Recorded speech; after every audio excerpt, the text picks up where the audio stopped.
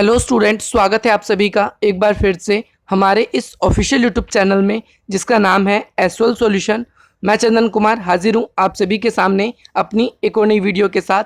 So guys, आज की नई वीडियो हमने आप लोगों के लिए इसलिए बनाई है क्योंकि फर्स्ट ईयर के जो स्टूडेंट्स थे जिन्हें अपना असाइनमेंट बनाना था, बहुत सारे स्टूडेंट्स ऐसे थे जो हमें बार बार कमेंट कर रहे थे और ये कह रहे थे कि सर हमें असाइनमेंट का सॉल्यूशन चाहिए, क्योंकि 20 मार्क्स के लिए तो बुक्स में इजीली हमें मिल जाता है, 50 मार्क्स के लिए हमें एक अच्छा क्वालिटी का आंसर लिखना होगा जिसमें हमारी शीट की क्वालिटी और आंसर शीट की क्वांटिटी दोनों ही बढ़िया हो। सो गाइज, मैंने आप लोगों को पिछली वीडियो में रिकमेंड भी किया था कि कम से कम 12 पेजेस, आपको 12 प्लस पेजेस लिखने हैं 50 मार्क्स के लिए और अच्छी तरीके से लिखना है ताकि अच्छा दिखे भी। सो गाइज, आज की ये पहली वीडियो है बीए प्रोग्राम और पॉलिटिकल साइंस ऑनर्स के स्टूडेंट्स के लिए। स्वतंत्रता और समानता के बीच क्या संबंध है, असाइनमेंट का सॉल्यूशन है ये। गाइज, ये बेस्ट असाइनमेंट का सॉल्यूशन है। आप चाहें तो इसमें से चेंजेस कर सकते हो, अपनी तरफ से कुछ ऐड कर सकते हो, अपनी तरफ से कुछ घटा भी सकते हो, नहीं तो ये बेस्ट है, आप इसको एज इट इज़ भी लिख सकते हो। बट प्रॉब्लम यह है कि अगर सभी स्टूडेंट्स ऐसा ही एज इट इज़ देख के लिख लोगे तो आपको प्रॉब्लम हो सकती है आपके पेपर में, क्योंकि सभी बच्चों का सेम आंसर होगा तो टीचर को वहाँ पर डाउट हो सकता है कि शायद उन्होंने आपस में शेयर करके किया है। सो आप थोड़ा ना थोड़ा चेंजेस ज़रूर करना, बट ये 100% मैं आपको ये कहना चाहता हूँ, श्योर बहुत बेस्ट आंसर है ये। आपके जो ओपी गाबा बुक है उसकी और 2-3 राइटरों की बुक से मर्ज करके बहुत ही ज़्यादा अच्छा आंसर बनाया गया है। सो गाइज, आज की इस वीडियो में हम यही डिस्कस करेंगे, जो बीए प्रोग्राम और बीए पॉलिटिकल साइंस ऑनर्स के जो स्टूडेंट्स हैं उनके असाइनमेंट का एक क्वेश्चन जो है, स्वतंत्रता और समानता के बीच में क्या संबंध है, क्या संबंध नहीं है। सो गाइज, आज हम इसके बारे में बात करने वाले हैं। आज की इस वीडियो में पीडीएफ आंसर का आप लोगों के लिए अवेलेबल करवाने की कोशिश की जाएगी डिस्क्रिप्शन बॉक्स में, नहीं तो आप लोग इसका आंसर इस तरीके से भी लिख सकते हैं। सो गाइज, सबसे पहली बात हम आपको क्या बताएंगे स्वतंत्रता के बारे में और समानता के बारे में। गाइज, इन दोनों के बारे में पूछा गया है कि दोनों के बीच में क्या संबंध है, तो हमें दोनों के बारे में थोड़ा बहुत टीचर को डिफाइन करना होगा। इंट्रो, क्योंकि क्वेश्चन में हम कोई भी क्वेश्चन लिखते हैं तो उसमें हमें क्वेश्चन को क्या करना होता है, 3 पार्ट्स में डिवाइड करना होता है। इस 3 पार्ट्स में सबसे पहला पार्ट होता है आपका इंट्रो का। सो आपको इंट्रो लिखना है, इसीलिए हम इंट्रो में हम क्या करेंगे, पहले समानता और स्वतंत्रता को डिस्क्राइब करेंगे अच्छी तरीके से, ये है क्या। देन सेकेंड चीज हम क्या करेंगे, इसके बाद में हम समानता और स्वतंत्रता के बीच में क्या संबंध है, इसको जो इसकी मेन बॉडी बनेगी, जो मेन क्वेश्चन है, और लास्ट में हम इसका निष्कर्ष और कंक्लूजन निकालेंगे, जो आपके आंसर का एक सबसे इंपॉर्टेंट पार्ट माना जाता है। जब भी आप कॉलेज का आंसर लिखते हो, आपको जब अपना एक गुड क्वालिटी का मार्क्स का आंसर लिखना होता है। ओके, सो सबसे पहले हम ये देखेंगे कि जो हमारे देश के प्रथम प्रधानमंत्री थे पंडित जवाहरलाल नेहरू जी, उन्होंने स्वतंत्रता और समानता के बारे में थोड़ी सी बात कही थी। उन्होंने क्या कहा था कि स्वतंत्रता दूसरों, यानी जो हम आज़ादी बोलते हैं स्वतंत्रता को, दूसरों की स्वतंत्रता के प्रति सम्मान की मांग करती है। यानी आज़ादी का मतलब ये नहीं कि सिर्फ मेरे को आज़ादी मिल जाए और सब कुछ हो जाए, मेरा काम हो जाएगा, मेरे को आज़ादी मिल गई मेरा काम हो जाएगा, बाकी दुनिया को मिले ना मिले, दूसरे देश वालों को मिले ना मिले, ये मतलब नहीं होता।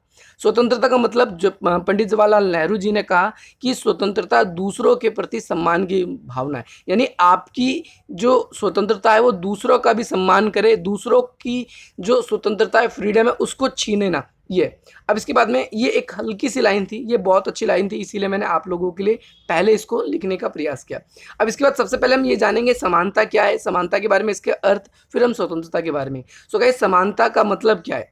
समानता का मतलब ये नहीं होता कि सबको एक नज़रिए से देखो, सबके साथ एक जैसा व्यवहार करो, हम ऐसा नहीं कर सकते। समानता का मतलब ये होता है कि भाई एक जैसे लोग जो होंगे वो एक जैसा उनके साथ बिहेवियर किया जाएगा। लाइक मैं आपको बताना चाहता हूँ, जैसे आप अपने परिवार में रहते हो, आप बच्चे हो भी अगर या बड़े हो, आप कॉलेज के स्टूडेंट्स हो, तो आपके हो सकता है छोटे भाई बहन हो, वो अभी अगर 10th क्लास में है तो उनका स्टडी में फोकस और उनका काम करने में जो भी उनका फोकस होगा वो आपकी तुलना में थोड़ा सा कम होगा, आप उनसे ज़्यादा।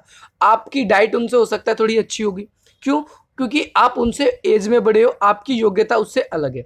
सो यहाँ पर गाइस बात क्या आती है, समानता का मतलब ये नहीं कि सबके साथ हम एक जैसा व्यवहार कर देंगे। सबके साथ एक जैसा व्यवहार करेंगे तो क्या होगा कि भाई योग्य गुण उन सबका तो भाई अनदेखा हो जाएगा। हमें तो सबके साथ ही एक जैसा व्यवहार करना है, तो सबके साथ एक जैसा व्यवहार करना समानता नहीं होता, इस बात का ध्यान रखना। समानता का अर्थ होता है कि भाई एक तरीके से हम आंख मीच कर सबको समान नहीं बना सकते। समानता का मतलब सिंपल ये है कि आंख मीच कर हम सबको एक समान नहीं बना सकते। सो गाइस, अब आप ये सोचेंगे कि समानता आखिर कहते किसे हैं, तो गाइस समानता का सिंपल सा मतलब फिर ये निकल के आता है कि भाई समानता का मतलब कि भाई एक जैसे लोगों के साथ एक जैसा व्यवहार करो। जो एक जैसे लोग हैं, लाइक आप जैसे फर्स्ट ईयर के स्टूडेंट्स हो, सो सभी फर्स्ट ईयर के स्टूडेंट्स को क्या किया जा रहा है, उनको असाइनमेंट दिया जा रहा है और उनके सिमिलर सब्जेक्ट हैं, तो उन्हें क्या किया जा रहा है, सिमिलर क्वेश्चन भी पूछे जा रहे हैं। ऐसा नहीं है गर्ल्स के अलग है, बॉयज़ के अलग है, ऐसा नहीं है। आप एक जैसी योग्यता के हो, एक जैसे लोग हो, तो आपके साथ एक जैसा व्यवहार हो रहा है। बात करते हैं हम अदर साइड में। ओके, आपका एक जैसा कोर्स है तो आपको सब्जेक्ट भी इक्वली मिले, ऐसा नहीं है किसी को कम, किसी को इजी, किसी को डिफिकल्ट मिले, किसी का पेपर डिफरेंट आएगा, तो वो नहीं। आपकी योग्यता के आधार पर आपके साथ में बिहेव किया जाता है। ओके, इसके बाद में अब इसके अंदर उदाहरण के लिए बताया गया है कि उदाहरण के लिए हम स्त्री और पुरुष के बीच में समान कार्य के लिए समान वेतन की मांग करते हैं। हम कहते हैं कि भाई एक फीमेल है और एक मेल है, दोनों एक जैसा काम करते हैं, तो हमें क्या करना चाहिए, दोनों को इक्वली सैलरी पे करनी चाहिए। हमारा समाज में ऐसा कहा जाता है, बट हमें इस जगह पर क्या चीज़ देखना है, क्योंकि हम ये सोचते हैं कि पुरुषों के समान कार्य करने वाली स्त्रियों को पुरुषों के समान वेतन दिया जाए, नहीं तो उसके साथ क्या होगा, अन्याय होगा। हम ये नहीं कहते कि किसी भी तरह काम करने वाली स्त्री व पुरुष को बराबर वेतन दिया जाए। आप समझ गए होंगे ये क्या कहना चाहता हूँ मैं, कि जैसे एक मेल है और एक फीमेल है, दोनों इक्वल काम करते हैं, तो दोनों की सैलरी भी क्या होगी, इक्वल। बट यहाँ पर हम देखेंगे कि एक मेल है और दूसरी तरफ फीमेल है। आप कहोगे मेल आदमी काम कर रहा है, फीमेल, दोनों मतलब डिफरेंट काम कर रहे हैं, यहाँ पर समझ आप। अब इस सिचुएशन में डिफरेंट काम कर रहे हैं, तो मेल दूसरा काम कर रहा है, फीमेल भी दूसरा काम कर रही है, बट यहाँ पर हम इक्वल सैलरी की बात कर सकते हैं, नहीं कर सकते। क्या पता फीमेल ज़्यादा वर्क हार्ड कर रही हो, या फिर फीमेल की जो सैलरी है वो ज़्यादा होनी चाहिए, मेल की कम होनी चाहिए। सो हम इस तरीके से भी हम कह सकते हैं कि भाई जब पुरुष और स्त्री एक जैसा काम करे तो हमें बराबर सैलरी देनी चाहिए, तब समानता है। लेकिन जब स्त्री और पुरुष एक इक्वली काम नहीं कर रही, तो उन्हें हम इक्वली सैलरी पे नहीं कर सकते। हमें समानता का क्या आधार रखना चाहिए, एक तो योग्यता, उनका अनुभव, उनकी कर्मठता, और इसके बाद में उनके पदों की नियुक्ति का स्थान। ये सब चीज़ें हमें ज़रूर देखनी चाहिए, इसके विरुद्ध हमें नहीं जाना चाहिए। इसके बाद में अगर आप देखेंगे, यदि विशेष योग्यता के लिए विशेष पुरस्कार नहीं दिया जाए तो अधिक परिश्रम या सूझबूझ से काम करने के लिए प्रोत्साहन नहीं किया जाएगा। यानी फॉर एग्जांपल मैं बताऊं कि जैसे फॉर एग्जांपल मैं हूं, अगर मैं आप लोगों से एक्स्ट्रा वर्क कर रहा हूं, विशेष पुरस्कार मुझे मिलेगा कि नहीं मिलेगा, क्योंकि मैं आप लोगों से एक्स्ट्रा वर्क कर रहा हूं। ओके, मैं अगर एक्स्ट्रा वर्क नहीं करूंगा तो मुझे विशेष पुरस्कार मिलेगा, नहीं मिलेगा। दूसरी बात, आप सबसे पहली बात ये समझिए, इसीलिए लोग क्या होते हैं कि जैसे ही उन्हें क्या किया जाता है कि भाई विशेष पुरस्कार दिए जाते हैं, तो व्यक्ति जो होते हैं वो प्रोत्साहित होते हैं, उन्हें इंसेंटिव मिलता है एक तरीके से, तो वो उस काम को करने में अपनी इच्छा भी जताते हैं। सो उनके काम के पैसे उन्हें दिए जाते हैं। इसके बाद में आगे, समानता लाने से समाज में वैसे ही उत्कृष्ट गुणों से वंचित रह जाते हैं जो लोग समाज में अपना प्रभुत्व रखते हैं। अब फॉर एग्जाम्पल देखो, समाज, हम देखते हैं हर एक समाज में कुछ ना कुछ ऐसे लोग जरूर होते हैं जिनका सोशली या फिर इकोनॉमी, उनका पद ऊंचा होता है। यानी हमसे वो हो सकता है जाति धर्म उसमें ऊंचे हो सकता है हमसे वो धन संपत्ति इसमें ज़्यादा हो, तो भाई उनके उत्कृष्ट जो गुण होते हैं ना, उसकी वजह से उनके साथ में हम समानता का व्यवहार नहीं करते। सारे मजदूर तो एक जैसे होते हैं, कम सैलरी वाले भाई राशन की लाइन में खड़े हैं, इन सब की लाइन में खड़े हैं, बट जो अमीर होता है उनको वीआईपी ट्रीटमेंट दिया जाता है। क्यों? क्योंकि उनके पास में सोशली, और अगर आप देखेंगे तो उनके पास में इकोनॉमी क्या है, उनकी बहुत ज़्यादा पॉपुलैरिटी है। ओके, सो वहाँ पर हमारा समानता का सिद्धांत फॉलो नहीं करता, ये बात आती है। इसके बाद हम मेधावी के छात्र की बात करते हैं। अब इसके अंदर मेधावी के छात्र यानी जिन्हें स्कॉलरशिप दी जाती है। सो गाइस, स्कॉलरशिप किसको दी जाएगी? दो तरह के स्टूडेंट है, एक है रिच है और एक है पुअर। सो गाइस, मैं अगर सारी स्कॉलरशिप रिच व्यक्ति को दूंगा तो पुअर, जो यहाँ पर पुअर है, वो अपना डेवलपमेंट कर पाएगा? नहीं कर पाएगा। और यहाँ पर एक चीज़ और समझना कि भाई एक तरफ रिच है और एक तरफ पुअर है। अगर मैं रिच को स्कॉलरशिप नहीं भी दूं और पुअर को मैं स्कॉलरशिप दूं, तो भाई ये तो अपना डेवलपमेंट पैसों के आधार पे कर लेगा, बट यहाँ पर अगर इसे स्कॉलरशिप भी नहीं मिलेगी सो ये अपना डेवलपमेंट कैसे करेगा। सो यही है मेधावी वाला कॉन्सेप्ट, इसके अंदर आप इसको ऐसे ही एज इट इज लिख लेंगे। अब बात आती है स्वतंत्रता की अर्थ, हम एक लाइटली डिफाइन कर रहे हैं कि भाई वो चीज़ क्या है, फिर ये चीज़ क्या है, फिर हम दोनों को एक साथ ही जोड़कर हम बताएंगे दोनों में क्या संबंध है क्या संबंध नहीं है। इसके बाद में आप ये समझिए कि राजनीतिक सिद्धांत के स्वरूप में स्वतंत्रता का मुख्य दो अर्थ है, मतलब दो तरीके से हम राजनीतिक सिद्धांत जब हम पढ़ते हैं, हमारी बुक का नाम ही है राजनीतिक सिद्धांत, जिससे हमें ये असाइनमेंट मिला है। तो इसमें स्वतंत्रता के दो अर्थ में दिखते हैं, एक तो हमें व्यक्तिगत खुद की स्वतंत्रता दिखती है अपनी, और दूसरी हमें दिखती है अदर पर्सन की। जो खुद की स्वतंत्रता होती है उसमें मानव का अस्तित्व एक गुण होता है, मतलब ये माना जाता है कि भाई मनुष्य जो है, जितनी भी प्रकृति हमारी, चाहे उसमें पेड़ पौधे आते हैं, जीव जंतु आते हैं, है ना, तो इन सब में मनुष्य जो है वो विवेकशील है, और मनुष्य क्या कर सकता है, प्राकृतिक नियमों पर वो विजय पाकर उस पर अपने हिसाब से उसको अपने रूप ढाल सकते हैं। जैसे गर्मी ज़्यादा पड़ रही है, लोगों ने एसी बना दिया, अब ठंडा ठंडा ठंडा लग रहा है भाई, उन्हें ठंडा फील हो रहा है। इसके अलावा भाई, अब भाई मनुष्य ने क्या किया, मनुष्य ने इसके अलावा आपने देखा ठंड का मौसम है, मनुष्य ने क्या किया भाई, मोटे मोटे कपड़े बना दिए। इसके बाद में आपने बरसात का टाइम देखा तो भाई उसने रेनकोट बना दिया, छतरी बना दी। तो इस तरीके से बहुत सारी चीज़ें आप लोगों को दिखती है। तो मनुष्य क्या कर सकता है, प्रकृति पर विजय पा सकता है और मनचाहा जीवन जी सकता है। सो ये उसकी स्वतंत्रता उसे मिलनी चाहिए, ये इसका कहना है। उसके स्थान पर कोई और उसकी स्वतंत्रता नहीं छीन सकता। दूसरी बात निकल के हमारे सामने ये आ जाती है कि भाई हमें दूसरे व्यक्तियों का भी सम्मान करना चाहिए। तो इसका मतलब ये है कि भैया हम हमारी स्वतंत्रता जो है वो ऐसी हो कि किसी सेकंड पर्सन को, किसी थर्ड पर्सन को क्या ना करे, इरिटेट ना करे कि भाई उसकी स्वतंत्रता भंग हो जाए। ओके, सो यहाँ पर ये चीज़ थी। इसके बाद जब हम मनुष्य स्वतंत्रता के गुण या सक्षम की बात को स्वीकार करने की बात करते हैं, तो राजनीतिक सिद्धांत का मुख्य सरोकार स्वतंत्रता की दिशा में होता है। स्वतंत्रता का देखो, स्वतंत्रता को बेसिकली यहाँ पर क्या बताया गया, दो शब्द दिए गए। एक फ्रीडम, फ्रीडम शब्द जो है ये इस चीज़ के लिए जो आपकी स्वतंत्रता की गुणों को दिखाता है, लेकिन लिबर्टी शब्द जो है वो आपकी आउटर, एक इंटरनल और एक आउटर स्वतंत्रता को दर्शाने के लिए दो शब्द इस्तेमाल किए जाते हैं। बेसिकली हम लिबर्टी शब्द का प्रयोग करेंगे, आप इस चीज़ का ध्यान रखें। जो स्वतंत्रता को अंग्रेजी में हम क्या बोलते हैं, लिबर्टी कहते हैं। लिबर्टी जो है एक लैटिन भाषा के लीबर शब्द से उत्पन्न हुआ है, जिसका अर्थ होता है प्रतिबंधों का अभाव। एक व्यक्ति जो है उस पर इतने प्रतिबंध ना दिए जाएं कि भाई वो अपने स्वतंत्रता को पालन ही नहीं कर पाए, या फिर एक व्यक्ति को इतनी स्वतंत्रता ना दी जाए कि वो दूसरे व्यक्ति की स्वतंत्रता को भंग करे। यानी हम क्या कहेंगे कि भाई एक व्यक्ति को पूरी स्वतंत्रता दे देंगे तो वो नकारात्मक में आ जाएगी, और एक व्यक्ति को हम पूरी स्वतंत्रता नहीं देंगे एकदम, मतलब जो काम उसके लिए इसेंशियल है, जो ज़रूरी है उसे करने चाहिए, तो वो क्या होगा, वो अपना काम ठीक से नहीं कर पाएगा। ओके, इसके बाद में समानता और स्वतंत्रता के बीच में आपस में काफ़ी गहरा संबंध है, इसके बारे में अब हम बात करते हैं। ओके, सो अब बेसिकली जो संबंध की बात आती है समानता और स्वतंत्रता की, तो यहाँ पर आपको ध्यान रखना है, आपसे दो क्वेश्चन एक में पूछे गए हैं कि समानता और स्वतंत्रता एक दूसरे से पूरक हैं या विरोधी हैं। तो हम दोनों के बारे में बताएंगे इस क्वेश्चन के अंदर, क्योंकि एक्चुअल में ये नहीं कहा कि पूरक बताइए या आप इसके अगेंस्ट में बताइए। ओके, सो आपको इसी के साथ में दोनों को बताना है। तो इसके अंदर हम लिखेंगे स्वतंत्रता का सिद्धांत।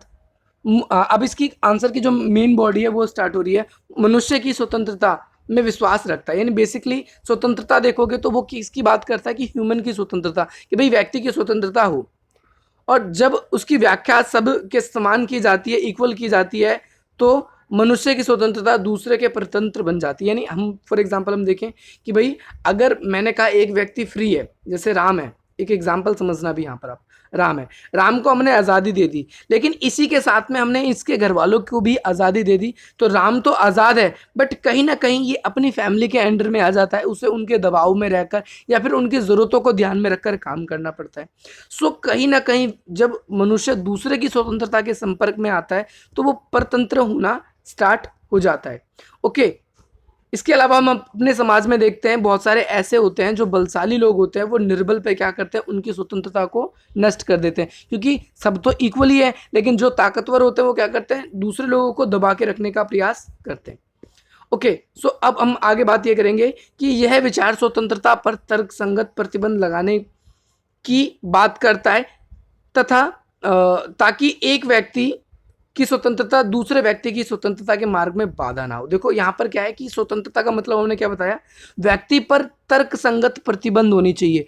तर्क संगत प्रतिबंध का मतलब ये है कि जब व्यक्ति पर हम रुकावट डाल रहे हैं, प्रतिबंध डाल रहे हैं, तो इसका तर्क यानी रीजन होना चाहिए, कारण होना चाहिए। बेफालतू में हम किसी की स्वतंत्रता पर प्रतिबंध नहीं लगा सकते।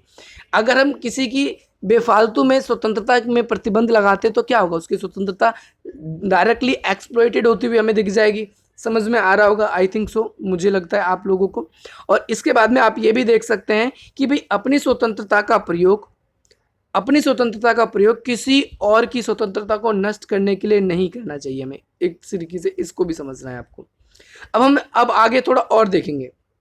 इसके अंदर आदिवासी समाज संगठन के अंतर्गत किसी को अनुमति नहीं थी कि वह अपने बाहुबल से अपने समुदाय या अन्य सदस्यों को क्षति पहुंचाए। यानी पहले जब समुदाय होते थे, आदिवासी लोग होते थे, तो भाई अगर वो कस्बे में रहते तो उनमें से किसी को भी अधिकार नहीं था कि अपने ताकत से वो किसी और पर प्रहार करें।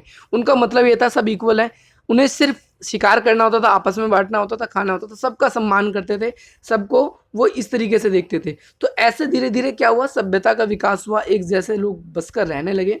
और ऐसे धीरे धीरे क्या होता है कि सभ्यता का जैसे विकास हुआ तो उसमें कुछ लोग हो गए शक्तिशाली, चतुर लोग जो शासन प्रशासन में आ गए, और दूसरे ऐसे लोग जो कमजोर रह गए। अब कमजोर होने के कारण भाई उनका हमेशा से शोषण होने लगा, एक्सप्लॉइट होने लगा।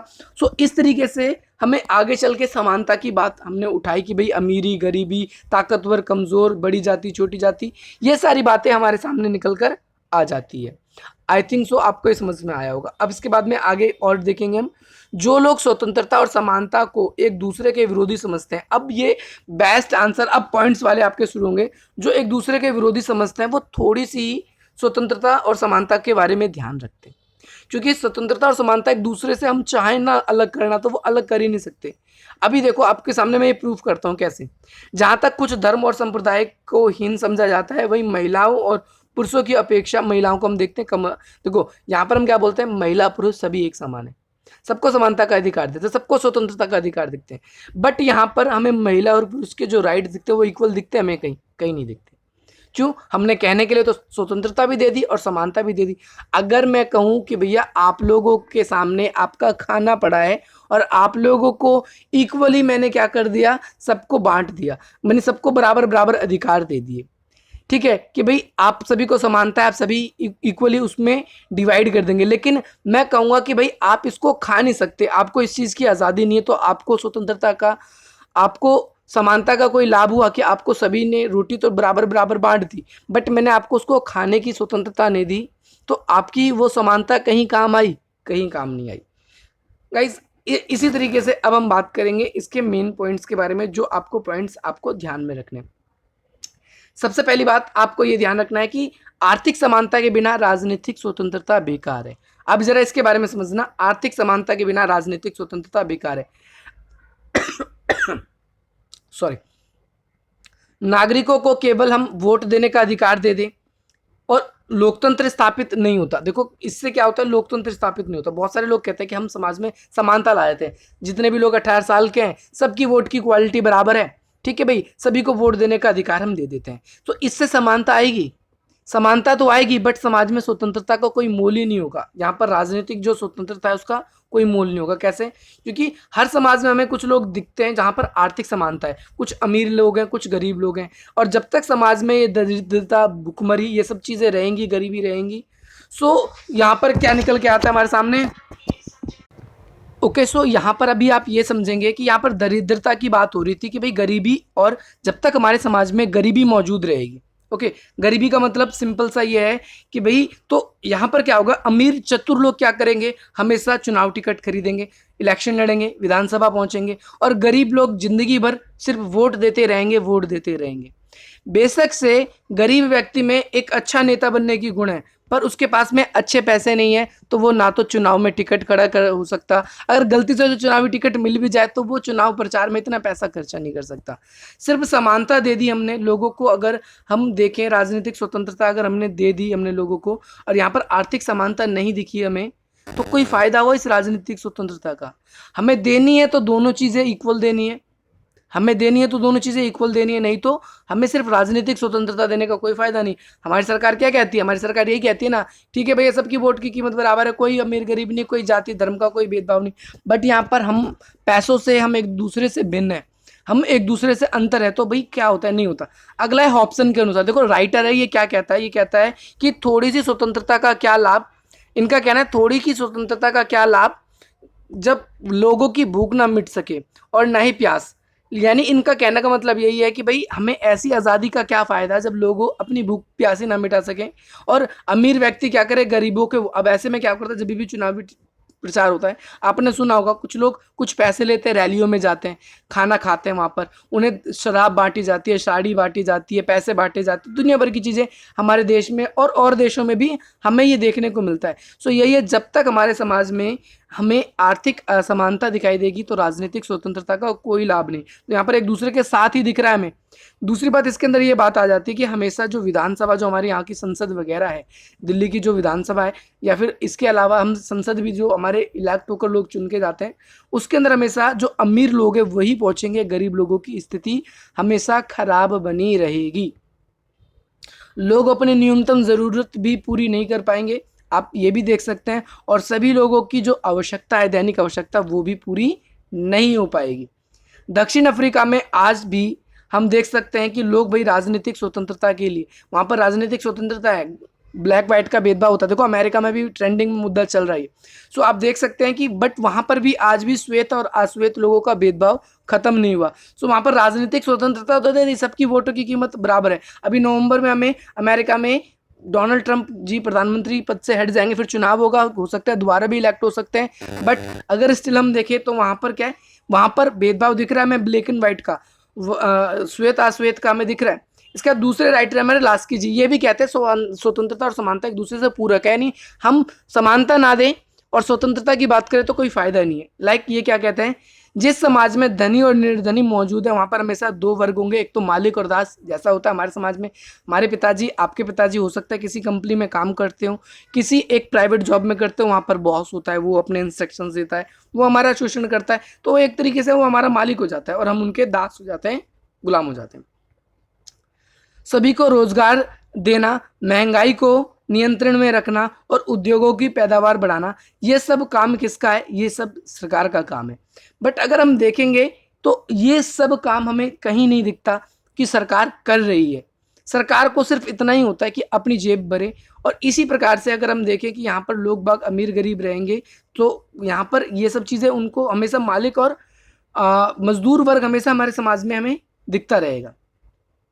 दूसरा पॉइंट ये आपका सामने आता है कि भाई आर्थिक समानता के बिना, आर्थिक और सामाजिक समानता के बिना भाई शोषण समाप्त नहीं किया जा सकता। यानी फॉर एग्जांपल वही एग्जांपल है आप लोगों के लिए फिर से कि भाई हर एक समाज में क्या होता है, दो क्लास के लोग होते हैं। देखो आप देख सकते हैं इसके अंदर बताया गया है, बहुत से देशों में जैसे भारत भी शामिल है, वहाँ पर लोगों को कह दिया है कि भाई धर्म से, जाति से, और वैसे भी हम देखें तो भाई ह्यूमन में चाहे पुरुष और स्त्री सब एक बराबर है। दास प्रथा खत्म कर दी है, ह्यूमन को कोई बेचा नहीं जा सकता, बंधुआ मजदूरी बंद करवा दी गई है।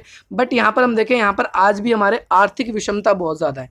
आर्थिक विषमता का मतलब है पैसे का गैप हमें बहुत ज़्यादा दिखता है, अमीरी गरीबी का गैप हमें बहुत ज़्यादा दिखता है। सो लास्की ने सिंपली इसमें कहा है, आपको राइटरों के नाम ऐसे ज़रूर लिखने। लास्की का कहना था कि समाज, जब तक समाज में असमानता है वहाँ कोई भी व्यक्ति की स्वतंत्रता की मांग उठेगी तो शक्तिशाली लोग उसका विरोध करेंगे। लाइक फॉर एग्जाम्पल आप देख सकते हैं, अगर हम किसी कंपनी में जॉब करते हैं तो हमसे ज़्यादा काम करवाया जाता है। अगर हम कहते हैं कि सर जी हम नहीं करेंगे, ऐसा है वैसा, तो हमें क्या बोलते हैं, ठीक है भाई जॉब छोड़ दो, या फिर वो हमें कहीं ना कहीं हमसे वो हमारे एक्सप्लॉइट तो होता ही होता है।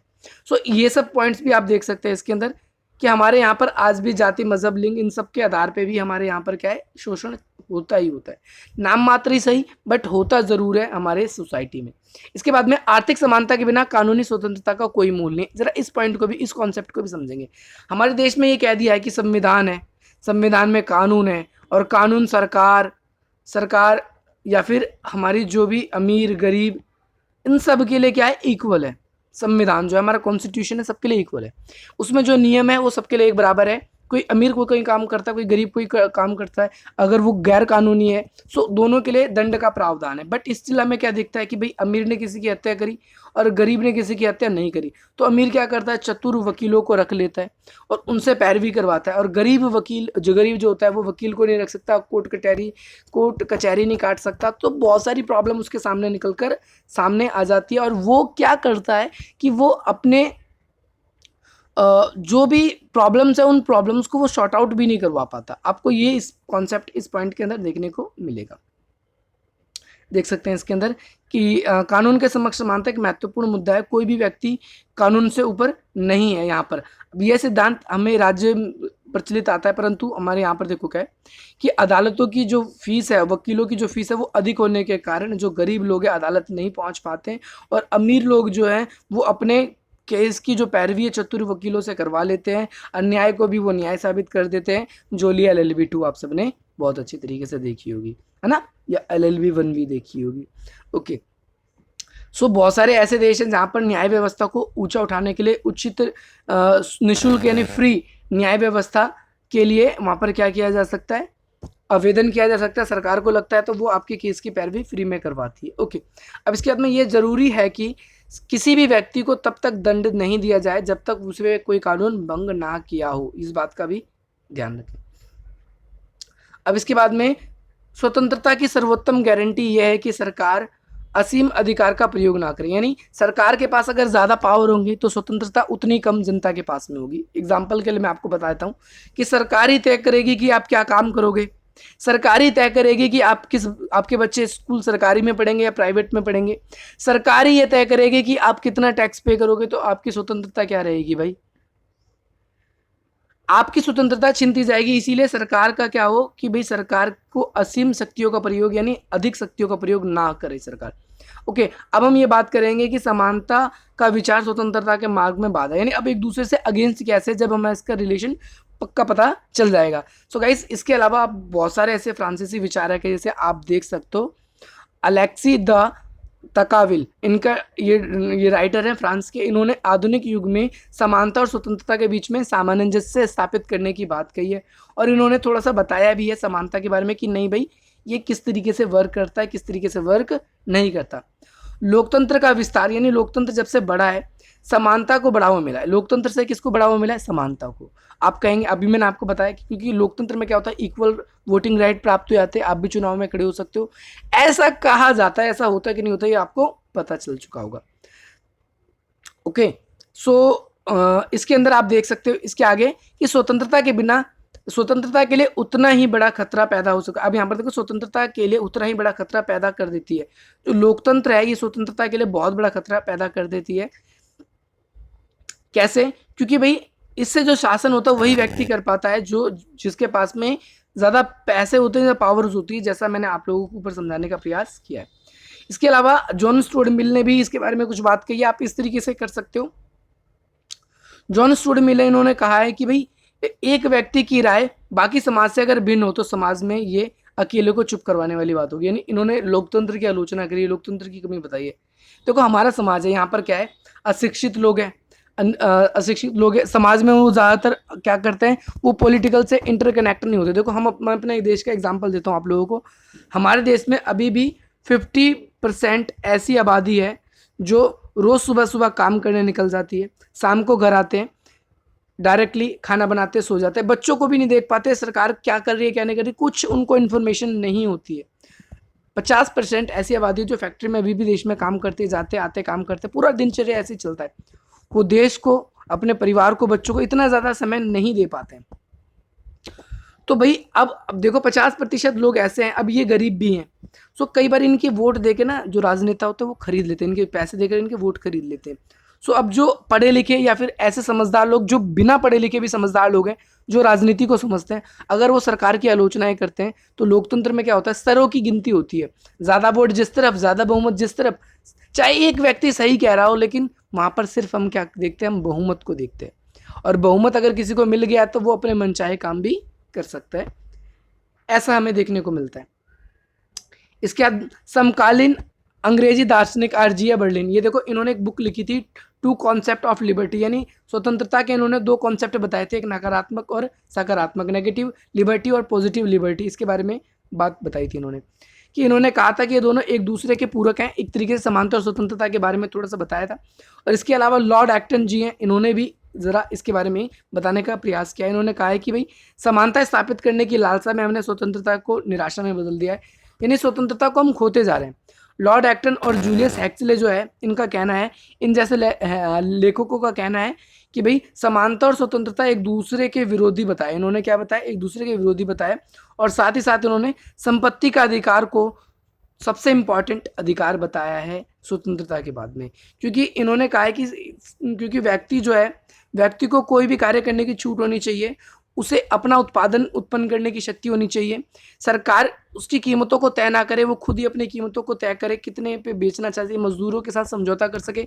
ये काम सरकार का नहीं है, काम जनता का है, जनता खुद करेगी कि कितनी सैलरी पे करेंगे, कितना उत्पादन करेंगे, क्या उगाएंगे, क्या खाएंगे, ये व्यक्ति का निजी है। सरकार को क्या करना चाहिए, जनता को रोजगार देना चाहिए, शासन प्रशासन संभालना चाहिए, समाज में हो रहे भेदभाव को खत्म करने का प्रयास करना चाहिए। सरकार का एग्जैक्टली सिर्फ इतना ही काम है, ये काम बाकी उनका नहीं है। इसके अलावा देखेंगे, यदि समानता स्थापित करने की चाह में राज्य को क्या करना चाहिए, बाकी व्यक्ति की स्वतंत्रता में हस्तक्षेप लेप नहीं होना चाहिए, लेकिन हालांकि आजकल हमें ऐसा दिखाई देता है। एक्टन और हैक्सले का ये भी कहना था कि हमारा लक्ष्य ये होना चाहिए कि व्यक्ति के लक्ष्य रहें और व्यक्ति की स्वतंत्रता मिल सके, चाहे समानता मिले या ना मिले। ओके, तो वो अलग अलग दोनों, इन्होंने क्या बताया, इन्होंने समानता अलग बता दिया, स्वतंत्रता अलग। क्योंकि देखो, आपकी स्वतंत्रता, सरकार क्या कहती है, सबको इक्वल बनाना है, हमें सबको इक्वल बनाना है, कोई अमीर गरीब ना रहे, तो भैया आपको इतना टैक्स देना पड़ेगा, गरीब तो टैक्स देते नहीं। सो ये प्रॉब्लम, अब रीज़न ये देते कि वो कमाते नहीं है। भाई कमाते, हो सकता है वो मेहनत नहीं करना चाहते, हो सकता है उनके पास रिसोर्सेज नहीं है, हो सकता है इन्होंने ज़्यादा मेहनत करी हो, भाई बहुत सारी बातें हो सकती है। मैं किसी के अगेंस्ट में और किसी के फेवर में नहीं जाऊँगा, बट जो कॉन्सेप्ट है मैं आपको क्लियर करना चाहूँगा। इसके अलावा आइजिया बर्लिन, इसके बाद फ्रेडरिक हेयक और मिल्टन फ्रेडमैन, इन सभी राइटरों का कहना है कि वितरणात्मक न्याय और समानता के छलावे में आकर प्रतिभाशाली लोगों ने स्वतंत्रता को सीमित करने का प्रयास किया। यानी फॉर एग्जांपल हम क्या करते हैं, हम एक जैसे लोगों के साथ एक जैसा व्यवहार करते हैं। ओके, जो व्यक्ति गुणवान होते आगे बढ़ सकते हैं, बट उन्हें हम रोक देते हैं, क्यों? क्योंकि भैया और भी वो लोग आगे नहीं बढ़ पा रहे। सो गाइज, ये क्या है, ये एक गलत कॉन्सेप्ट है हमारा, ऐसा नहीं होना चाहिए। व्यक्ति को जितनी मर्जी संपत्ति अर्जित करने का उसको अधिकार होना चाहिए, ताकि वो अच्छी तरीके से अपनी स्वतंत्रता को पालन कर सके। इसके साथ में आप देखेंगे फ्रेंच लेखक हैं, उन्होंने विशेषकर आप देखेंगे फ्रेंच लेखकों ने तो लोकतंत्र को विशेषकर अमेरिका के गणतंत्र की राजनीति का समानता यानी बालिक मताधिकार से उचित नहीं ठहरा। यानी उन्होंने, फ्रेंच लेखकों ने तो इतना तक कहा कि जो अमेरिका में भी लोकतंत्र है वो भी इतना उचित नहीं है, वो भी इतना ठीक नहीं है। अब लोकतंत्र के बारे में बहुत सारी चर्चाएं मैंने आप लोगों से कर दी है, सो आप इसको लिख देंगे, कोई ऐसा इश्यू नहीं है। इसके बाद निष्कर्ष है, निष्कर्ष मैं आप लोगों को अलग से बताऊंगा, क्योंकि निष्कर्ष आप लोगों को वैसे तो अपना ही अपना लिखना है, क्योंकि पूरा आंसर सेम हो जाएगा। आप, मुझे पता है ज़्यादातर स्टूडेंट्स इसमें से लिखने का ही प्रयास करेंगे आप सभी, क्योंकि ये आंसर लॉन्ग है। मैंने आप लोगों के लिए, देख सकते हो आप यहाँ पर, अभी निष्कर्ष में नहीं आया है कि ये 12 पेजेस का लगभग पेंसिल से आपको ऊपर की डिटेल जो है पेंसिल से फिल करनी है, और आपको ज़्यादा गैप देना है। यहाँ पर क्या करना है, ज़्यादा गैप देना है, ध्यान रखना है, यहाँ पर आपको ज़्यादा गैप देना है, ताकि यहाँ पर जो भी डिटेल्स है आपको वो फिल करनी है, इजी रह सके। सो गाइज, हम मिलते हैं अपनी अगली वीडियो में। आशा करता हूँ आपको ये वीडियो बहुत पसंद आई होगी, क्योंकि हमने बहुत मेहनत से आप लोगों के लिए आंसर प्रिपेयर करे, बहुत बुक्स में ढूंढा है। आप इसी प्रकार के अपडेट्स के लिए हमसे जुड़े रहेंगे, हमारे चैनल को सब्सक्राइब करेंगे और भी मित्रों को इसको शेयर करेंगे। मिलते हैं हम अपनी अगली वीडियो में। जय हिंद, जय भारत।